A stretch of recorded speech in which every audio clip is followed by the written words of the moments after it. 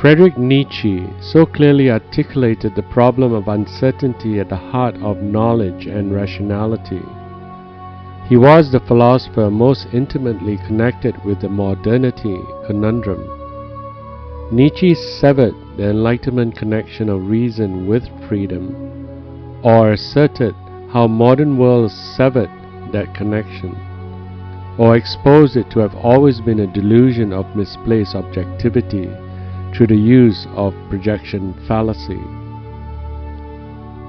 The unilinear realization of liberatory potentialities contained within reason could no longer be assumed.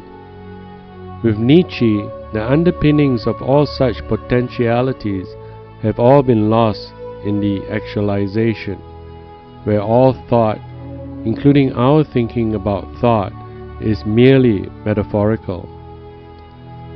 Indeed, in an unending regress of metaphors, our faith in the presence of any objective grounds or potentialities immanent in the universe fades, leaving human beings totally devoid of any philosophical foundation for claims of definite knowledge and worth. The objective reasons for adopting an authoritative moral and metaphysical position have been lost. We might grieve the loss and complain of its harmful impact, but it is neither a matter of recuperating this viewpoint or creating a new one. There are no prerequisites for that authoritative declaration, and thus the stalemate of morality in the modern society. The existential crisis of the modern world is not one of science or technology or materials abundance, which all indicate a riches far greater than before, but a moral crisis which strikes at the heart of the meaninglessness as well as the absence of being. Milan Kundera, reflecting on Nietzsche's notion of everlasting reoccurrence in his book Unbearable Lightness of Being, he writes that Nietzsche has taught us how to embrace our destiny, his amor fati ideology. The eternal reoccurrence argues that throughout all eternity all things in existence reoccur again. As it is fixed in an unending cycle, the existence is hence heavy. It is the hardest load of burden, because if every second of our life is again repeated, we are clouded into eternity, as Jesus Christ is clutched to the cross. Naturally, Nietzsche, however, did not argue, but said we should live our life as it were, to embrace our destiny regardless of what it is. In this scenario, humans are condemned in society, culture, and consciousness to be utterly alone. So it's easy to portray Nietzsche as a pessimist, existentialist, with his dark perspective of reality. This is true of Max Weber.